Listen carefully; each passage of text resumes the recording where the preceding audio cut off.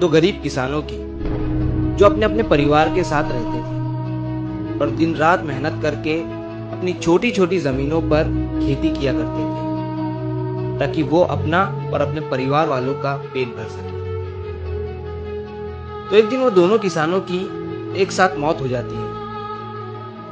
जब मरने के बाद वो दोनों ऊपर जाते हैं, तो ऊपर वाला उनसे कहता है कि बताओ तुम्हारी पिछली जिंदगी में क्या कमी रह गई थी, ताकि तुम्हारी इस जिंदगी में मैं उसे पूरा कर सकूं। अब ये सुनकर पहला किसान आगे बढ़ा और बोला, हे ईश्वर, आपने मुझे बहुत ही दुख भरी जिंदगी दी थी। मेरे पास कुछ भी नहीं था।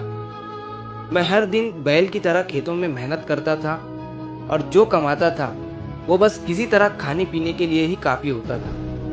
मैंने अपनी जिंदगी में कभी अच्छे कपड़े नहीं पहने और ना ही दूसरों की तरह जिंदगी का मजा लिया था। मेरे हाथ हमेशा खाली ही रहे थे। आपने मुझे कैसी जानवरों जैसी जिंदगी दी थी। तो ईश्वर ने उसकी बात सुनी और उससे पूछा कि तो अब बता कि तुझे अगले जन्म में क्या चाहिए। किसान ने तुरंत कहा, ईश्वर मुझे ऐसा बना दो कि मुझे कभी किसी को कुछ देने की जरूरत ना पड़े। मैं बस सबसे लेता ही रहूं। मुझे सिर्फ पाना है, देना नहीं है। ईश्वर ने हामी भरी और कहा, ठीक है, तेरी इच्छा पूरी करता हूं, तू जा। इसके बाद ईश्वर ने दूसरे किसान की तरफ देखा और उससे पूछा, तुम्हारी जिंदगी में क्या कमी रह गई थी, बताओ। दूसरे किसान ने हाथ जोड़कर कहा, ईश्वर, आपने मुझे सब कुछ दिया था और मैं इसके लिए आपका शुक्र अदा करता हूँ। मुझे अच्छा परिवार मिला था, मेहनत करने के लिए जमीन मिली थी और मैं जो भी कमाता था उससे मेरे घर वालों का पेट भर जाता था। आपकी हर चीज के लिए मैं शुक्रगुजार हूँ, लेकिन एक बात हमेशा मेरे दिल में चुभती रही। कई बार भूखे प्यासे लोग मेरे दरवाजे पर आते थे। मैं उन्हें पानी तो दे सका, लेकिन खाने के लिए कुछ नहीं दे पाता था। वो लोग भूखे ही लौट जाया करते थे और ये अफसोस आज भी मेरे दिल में है। तो ईश्वर ने प्यार से मुस्कुराते हुए पूछा, तो अगले जन्म में तुम्हें क्या चाहिए, बताओ। तो उस किसान ने कहा, ईश्वर, मुझे इतना काबिल बनाइए कि मेरे दरवाजे से कोई भी भूखा या प्यासा इंसान वापस न जा सके। मैं सबको दे सकूं, सबकी मदद कर सकूं। ईश्वर ने हामी भरी और कहा, ठीक है, तेरी इच्छा पूरी करता हूं, अब जा।